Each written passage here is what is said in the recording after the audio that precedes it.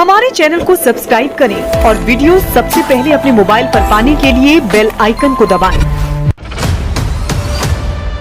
मेरे चाचा ने मेरे साथ शारीरिक संबंध बनाने की कोशिश की थी। मुझे मारा पीटा, 17 दिन तक की कैद रखा।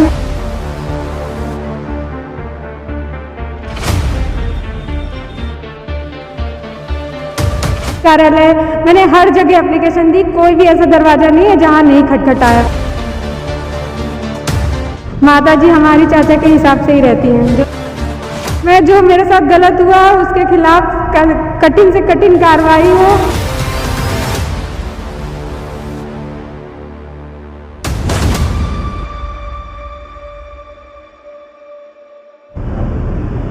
नमस्कार, आप देख रहे हैं यू न्यूज़ यूपी और मैं अजय द्विवेदी। जब बच्चे बालिग हो जाते हैं तो स्वच्छंद तरीके से अपने जीवन को यापन करने के लिए हमारा संविधान हमें इजाज़त देता है, लेकिन कुछ परिवार ऐसे हैं जिनके अंदर समाज और सम्मान को लेकर उन व्यस्त बच्चों की आवाज़ दबाई जाती है या अपने स्वार्थ के लिए, जब बच्चे अपने जीवन के लिए कुछ सोचते हैं तो अपने निहित स्वार्थ के लिए उनकी आवाज़ को दबाया जाता है और अगर नहीं मानते तो वही विवाद एक दिन घर तक पहुंच जाता है। एक उन्नाव की बेटी है, उसका विवाद भी आज जनपद उन्नाव पहुंचा है। कितना क्या मामला हुआ और क्या मामला है और क्या इसमें कार्रवाई हुई है, मैं पीड़ित से ही बात करता हूं। बेटा, उन्नाव की रहने वाली हैं? जी सर।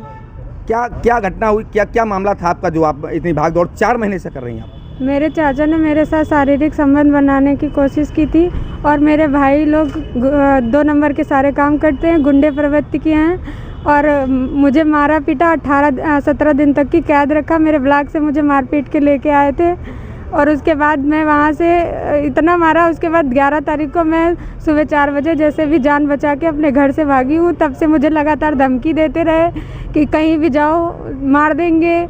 आज भी धमकी आती है और आज भी मैं थाने आई थी, तब भी वो लोग आए हुए थे, यहाँ से देख के गए हुए हैं। कितने दिन से आप प्रताड़ित हैं?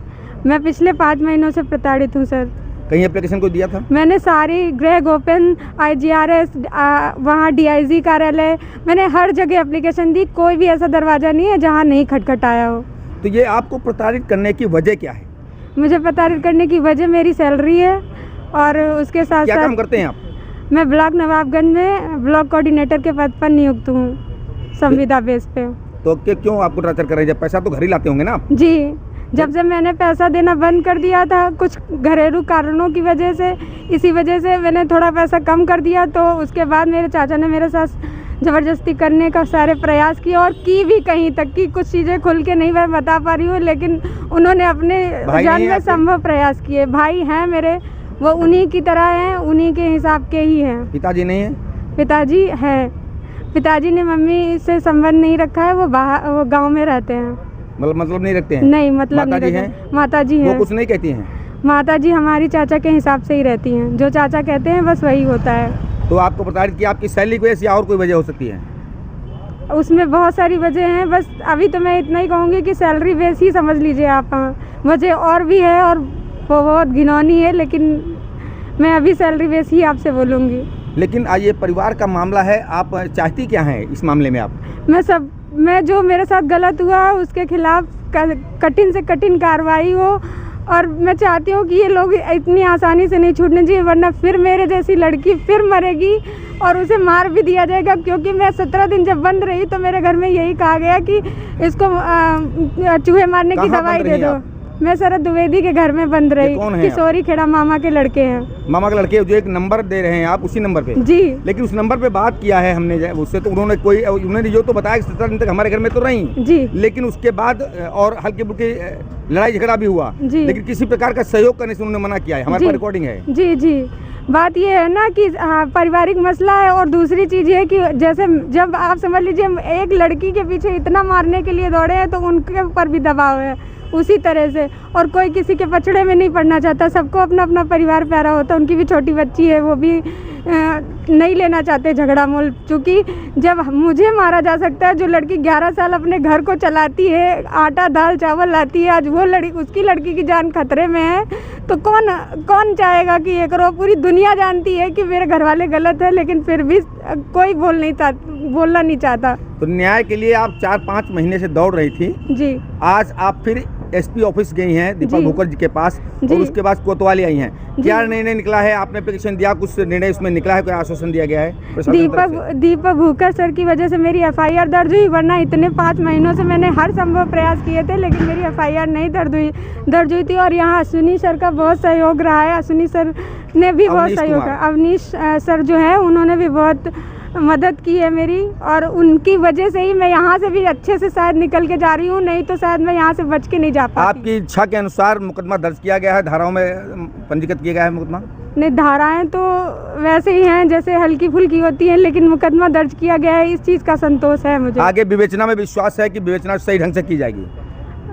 अब क्या ही कह सकते हैं, जब विवेचना होगी तभी समझ में आएगा कि वो कैसे कर रही हैं, कितना हमारे लिए वो आवाज़ उठा सकती है। फिलहाल जैसे कि आपने एप्लीकेशन यहाँ कोतवाली दिया है और निर्देशित किया गया दीपक भूकर SP जी के द्वारा जी, तो आपको लगता है कि उम्मीद आपको जगी है कि आपको न्याय मिलेगा? दीपक सर को सब कुछ पता है मेरे बारे में। जैसे ही मैंने अपना प्रकरण बताया, वैसे ही उन्होंने कहा कि इनके परिवार वालों ने, मैंने भी प्रयास किए थे मिलने के लड़की से, लेकिन लड़की से मिलने नहीं दिया गया। ये मैंने अपना मसला बताया, वैसे ही उन्होंने ये बात कही और वैसे ही FIR के लिए आदेश दिए। मुझे दीपक सर के ऊपर पूरा भरोसा है, वो उचित कार्रवाई जरूर करेंगे जी। और यही चाहती है कि उन पर गंभीर धाराओं मुकदमा जी कायम किया जाए, उनको कड़ी से कड़ी सजा दी जाए, क्योंकि मेरे बाद भी कोई है, उस घर में बिटिया है, उसके साथ भी यही सब कुछ होगा, क्योंकि आज नहीं तो कल वो भी बड़ी होगी, उसे भी ऐसे ही प्रताड़ना मिलेगी। अच्छा, आप जैसे कि आप ये लोगों के साथ कोई मुकदमा दायर कर दिया जाता है, ये लोग जेल चले जाते हैं, आप अपने जीवन के लिए क्या सोचा है?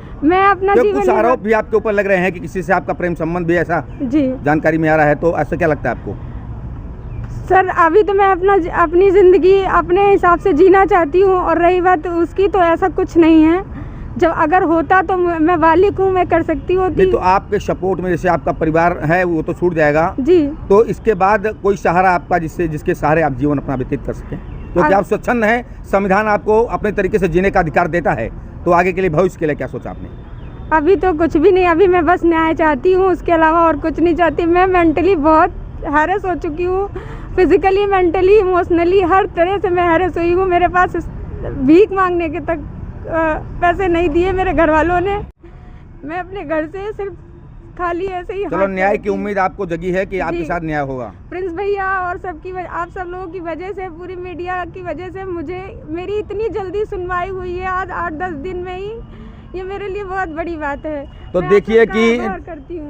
देखिए कि जिस प्रकार से ये उन्नाव की बेटी न्याय की गुहार लगाते हुए 5 महीने हो गया, और 5 महीने बाद अब जाके जो पुलिस अधीक्षक महोदय जनपद उन्नाव के हैं, उनके द्वारा जब उनके यहाँ पेश हुई है लड़की, उसके बाद वहाँ से निर्देशित किया गया। निर्देशित करने के बाद और कोतवाली अवनीश कुमार जो नवागत कोतवाल भी आए हैं, और उन्होंने तत्काल इस मामले को देखते हुए, पूरी फाइल को देखते हुए और लड़की के बयान देखते हुए, उसके बाद मुकदमा तो दर्ज कर लिया है जो भी धाराओं में, उसके बाद विवेचना का विषय है, पुलिस विवेचना करेगी। और फिर एक बार जनपद उन्नाव में एक परेशान लड़की को न्याय मिलता नजर आ रहा है। देखते आगे क्या होता है। आप देखते रहिए न्यूज़ यूपी, अजय द्विवेदी के साथ।